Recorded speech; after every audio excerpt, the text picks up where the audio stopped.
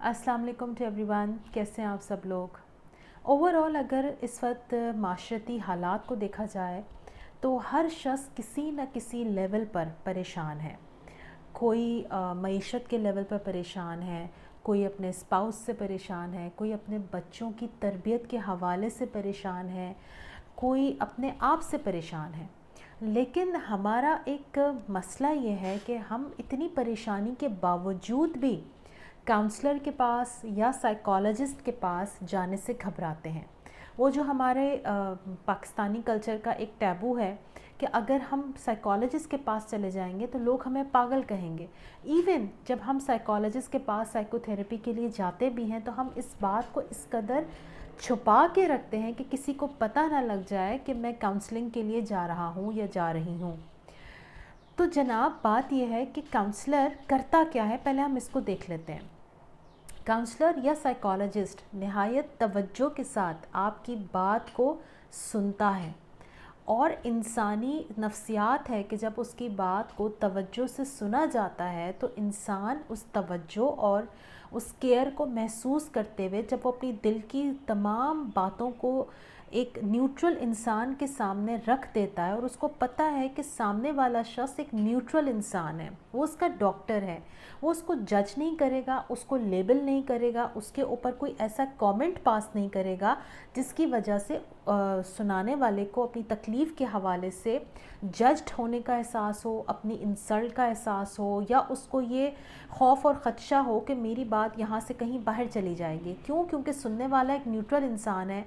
वो प्राइवेसी और कॉन्फिडेंशियलिटी इस काम का सबसे पहली शर्त होती है।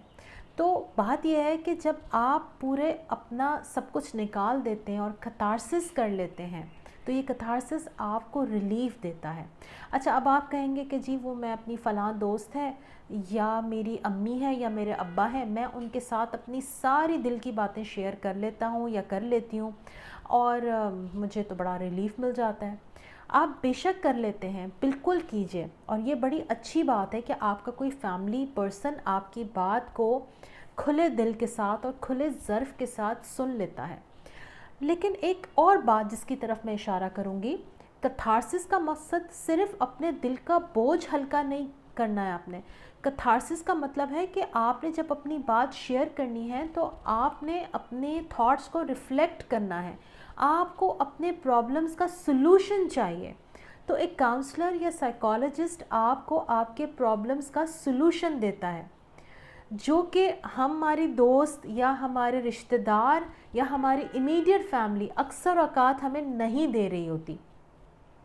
तो आज से इस बात को अपने जहन में रखिए कि आप अगर साइकोलॉजिस्ट के पास जा रहे हैं तो आप अपने सलूशन के लिए जा रहे हैं। देखिए, मसला हर एक की ज़िंदगी में, जब तक आप उस मसले को हल नहीं करेंगे आप अपनी परेशानियों से बाहर नहीं आएंगे। बहुत से लोग मेरे सामने आके बैठ के ये कहते हैं कि ये वक्त आ गया है कि हम साइकोलॉजिस्ट के सामने बैठे हैं। So what? आप साइकोलॉजिस्ट के सामने बैठे, इसका मतलब है कि आप अपनी प्रॉब्लम के हवाले से अवेयर हैं। आप उन खुशनसीब लोगों में से हैं जिनको पता है कि उनकी प्रॉब्लम क्या है और वो उसको हल करना चाहते हैं। आप ही जैसे बहुत से लोग हैं जिनको पता ही नहीं है कि उनकी प्रॉब्लम क्या है और वो अपनी इस प्रॉब्लम को हल ही नहीं करना चाहते, उनको इसकी अवेयरनेस ही नहीं है।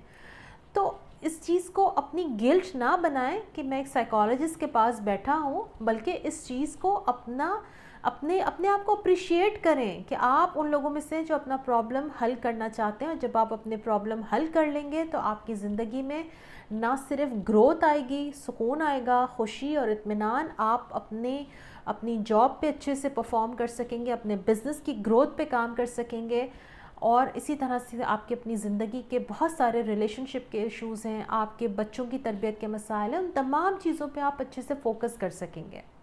तो आई होप कि आप आज से साइकोलॉजिस्ट के पास जाने को एक बड़ा फ्रूटफुल तजुर्बा समझेंगे।